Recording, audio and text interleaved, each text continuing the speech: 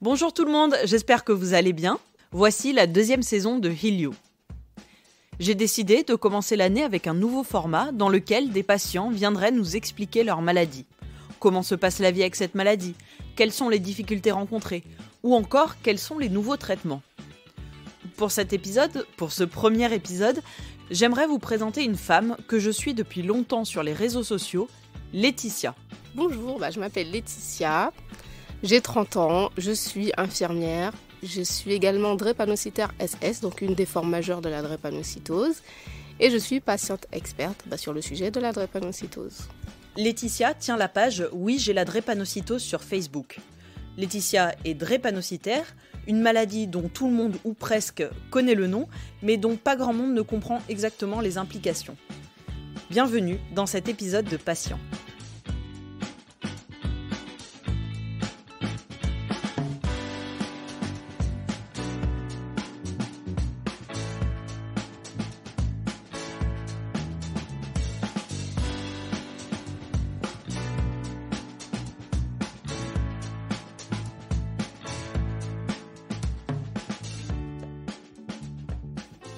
La drépanocytose est une maladie génétique. C'est d'ailleurs la maladie génétique la plus fréquente en France. On estime que plus de 400 enfants naissent chaque année en France avec la drépanocytose.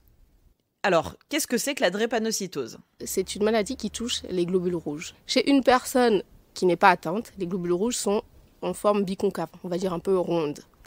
Et chez les drépanocytaires, les globules rouges sont en forme de banane. Et ils ont perdu leur capacité justement à se déformer quand ils passent dans les petits vaisseaux. Ce qui fait que souvent ils se coincent. Voilà, ça crée comme une sorte de bouchon, comme sur l'autoroute. Et ça limite la circulation en fait. Ça crée des bouchons dans les vaisseaux et c'est ce qui fait très très mal. On appelle ça dans le jargon médical une crise vaso-occlusive. Donc en fait c'est une crise super douloureuse. Puisque ce sont les globules rouges qui transportent l'oxygène, en fait, on a des zones qui sont mal oxygénées et ça nous emmène souvent à l'hôpital.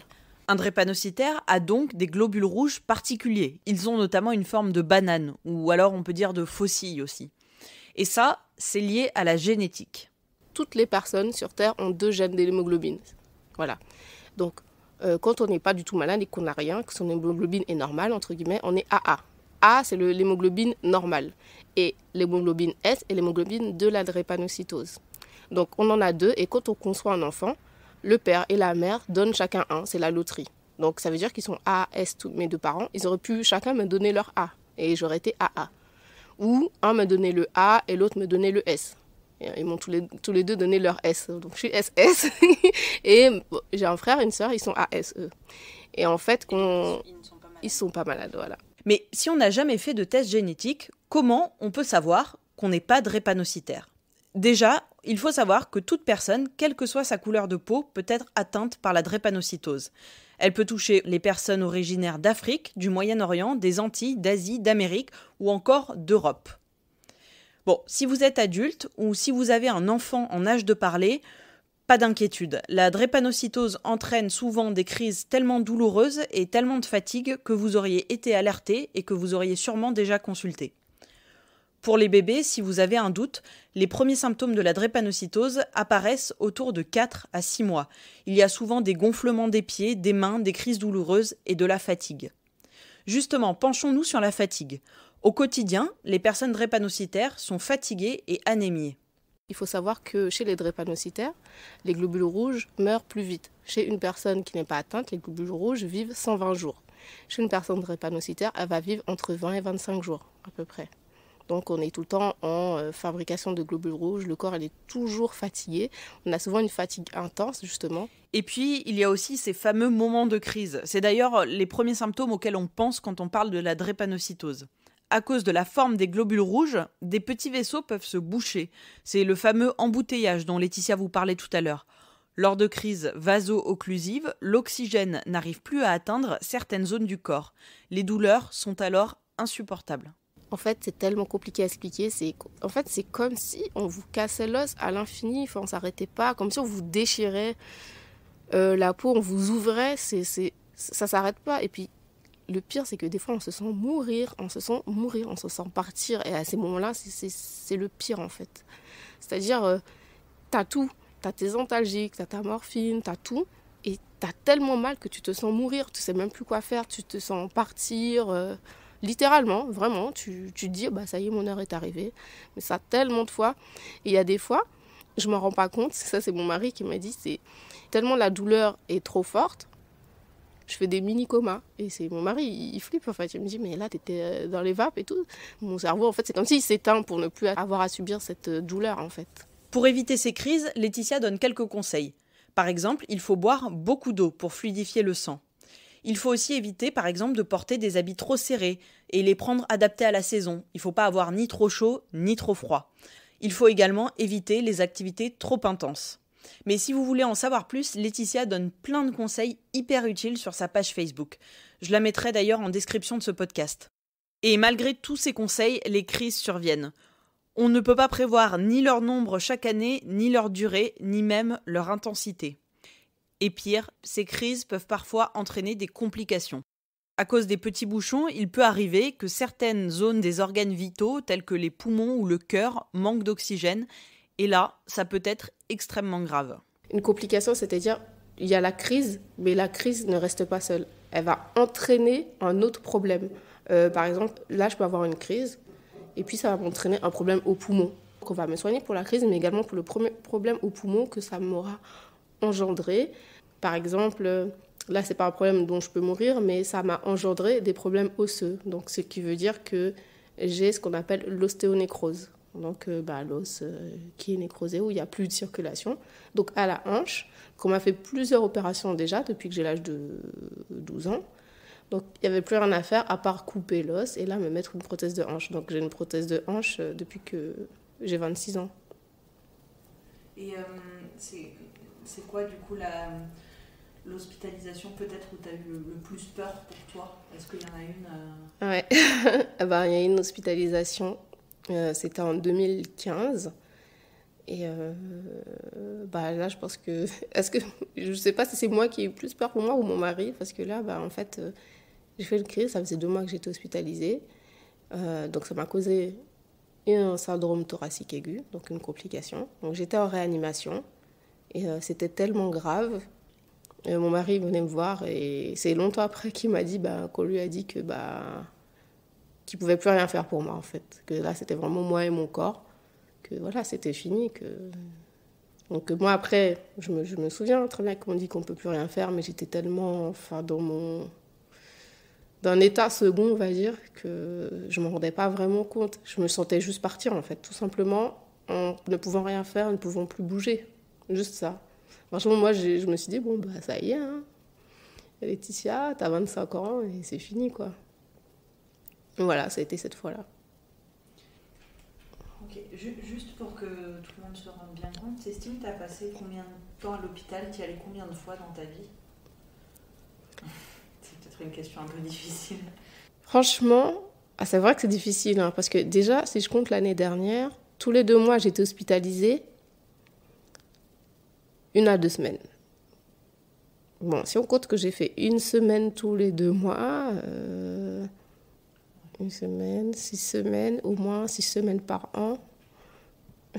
Déjà, imaginez, vous faites 6 semaines par an d'hospitalisation avec de la morphine, des gaz, des trucs. C'est plusieurs mois. Franchement, j'ai déjà passé plusieurs années à l'hôpital, en tout, dans toute ma vie, ça c'est sûr, hein, parce que entre les fois où je suis restée 2 mois à l'hôpital, où j'ai fait de la réa, franchement, j'ai passé plusieurs années, ça c'est sûr. Combien, mais j'ai passé plusieurs années à l'hôpital. Si on regroupe tout, sachant tous les années d'hospitalisation pour les opérations. Quand j'étais petite, je passais ma vie à l'hôpital, j'allais presque jamais à l'école. Franchement, c'est même pas anodin qu'on appelle ça souvent notre deuxième maison. J'ai passé des années, on va dire ça comme ça. Il faut savoir que tous les drépanocytaires ne sont pas égaux face à la maladie. Certains vont faire des crises hyper régulièrement, tandis que d'autres seront quasiment asymptomatiques, même au-delà des crises dans les autres symptômes de la maladie. Pour prendre en charge la drépanocytose, il existe plusieurs traitements. Il existe par exemple des traitements de fond, pris tous les jours par les malades, et d'ailleurs c'est pas forcément les mêmes d'un malade à l'autre. Alors, quand on est drépanocytaire, il y a plusieurs choses. On peut soit faire des échanges transfusionnels, donc c'est-à-dire on nous enlève notre sang et on nous donne le sang d'un donneur, voilà, compatible. Et ça, on le fait par exemple tous les mois. Donc, ce qui fait qu'on se retrouve avec moins d'hémoglobine S dans le sang. Et ça nous permet de mieux vivre. Ensuite, il y a ceux comme moi qui prennent une chimiothérapie médicamenteuse. Donc, moi, je prends de l'Hydrea. Donc, c'est un traitement anticancéreux. Hein. Et je prends ça tous les jours. Et ça permet au corps de fabriquer plus d'hémoglobine fœtale. C'est une hémoglobine qu'on a quand on est bébé et qu'on n'a plus à l'âge adulte. Et ça protège des crises, en fait. Donc, ça permet d'éviter ou d'espacer les crises. Pour traiter les crises vaso-occlusives, une partie du traitement consiste à prendre des antalgiques. Alors, c'est assez simple, on part du Doliprane, et si ça ne passe pas, on peut aller jusqu'à la morphine ou d'autres dérivés opioïdes. À l'heure actuelle, une personne drépanocytaire ne guérit pas de la maladie. S'agissant des crises, par exemple, on peut les espacer, on peut les traiter, on peut prendre en charge les complications liées à ces crises, mais une personne drépanocytaire reste drépanocytaire, c'est-à-dire elle reste porteuse de ces gènes SS, par exemple dans le cas de Laetitia. Attention, vous dire qu'aujourd'hui il n'y a aucun traitement, ça serait vous mentir. Il y a par exemple la greffe de moelle osseuse. Alors sur le principe, ça peut paraître assez simple. La moelle osseuse, elle contient des cellules particulières qu'on appelle les cellules souches. Ces cellules souches donnent naissance aux cellules sanguines, dont les globules rouges. Donc, si on greffe de la moelle osseuse de quelqu'un qui n'a pas la maladie, qui n'est pas drépanocytaire, à quelqu'un de drépanocytaire, la personne va se mettre à fabriquer des globules rouges tout à fait normaux. Mais évidemment, cette technique, on ne peut pas la faire à tout le monde. Déjà, c'est une greffe, c'est compliqué, c'est cher, et surtout, il faut pouvoir trouver un donneur compatible. Donc la greffe de moelle osseuse est souvent réservée aux formes les plus graves de la maladie. Il y a aussi des espoirs dans cette maladie, par exemple la thérapie génique. Alors ça, on en est vraiment au tout début, c'est encore des essais cliniques. Grosso modo, le but, c'est de corriger les gènes. Voilà, tout simplement. Enfin, encore une fois, tout simplement, tout est relatif. Mais cette technique, elle n'est pas encore disponible comme traitement comme ça à tout va. Déjà, ça coûte extrêmement cher, c'est très compliqué, et puis surtout, comme je vous l'ai dit, on n'en est encore qu'au début. Mais il y a quand même beaucoup d'espoir par rapport à la thérapie génique. Bon, on n'en est pas encore à prendre un traitement pendant une semaine, et puis pof, la drépanocytose, c'est terminé, on n'en est pas du tout là, mais il y a beaucoup d'espoir. Voilà, en attendant, Laetitia est l'une des créatrices de l'application DrépaCare. Sur cette application, on trouve plusieurs fonctionnalités. On y trouve 3 sortes de fonctionnalités. Donc, il y a tout ce qui est informatif, donc les informations sur la drépanocytose, qu'est-ce que c'est, comment ça se transmet, la nutrition, donc on donne un peu des outils. Et ensuite, tout ce qui est prévention. Donc, prévention, ce sont des fonctionnalités qui sont là pour aider à gérer les crises ou les éviter. La dernière fonctionnalité permet de suivre les symptômes de sa maladie. Chaque patient rentre les symptômes qu'il observe tous les jours et ça permet un meilleur suivi. Vu qu'on a rendez-vous tous les 6 mois avec les spécialistes, on oublie, on nous dit oui, mais quand est-ce qu'il a fait une crise? Quand est-ce qu'il a eu mal là? On oublie tout. Mais là, en fait, ça va tout lui sortir. Tout ce qui s'est passé pendant les 6 mois qu'il ne nous a pas vus, si on a une transfusion, si on a été hospitalisé, on a eu des crises, quelle intensité. DrépaCare est notamment disponible sur Google Play. Pareil, je vous mettrai le lien en description de ce podcast. Voilà, j'espère que cet épisode d'un nouveau format vous a plu. N'hésitez pas à me faire des retours pour me dire si vous avez envie que j'en fasse davantage. Pour moi, cet épisode, il était assez important parce que pour parler des maladies, il y a d'un côté, on interroge souvent les experts médicaux, mais il y a aussi les premiers experts de la maladie et ces premiers experts, c'est les patients eux-mêmes. Et ça me tenait vraiment à cœur de parler de la drépanocytose parce que c'est une maladie qui est ultra répandue et qui est encore largement méconnue du grand public. En tout cas, Iliou revient très vite avec ses questions cons. En attendant, vous pouvez me suivre sur Twitter et Insta. Et si le cœur vous en dit, et j'aimerais beaucoup que le cœur vous en dise, vous pouvez me noter sur les plateformes et me laisser des commentaires. Vous pouvez me suivre sur Twitter et Instagram. Vous pouvez également suivre le label Podcut. On a accueilli il y a quelques semaines des nouveaux podcasts. Vous pouvez les retrouver sur le site du label Podcut, sur Twitter, sur Facebook et Instagram. Et j'ai très hâte de vous faire découvrir les questions cons de cette année. Et à très vite!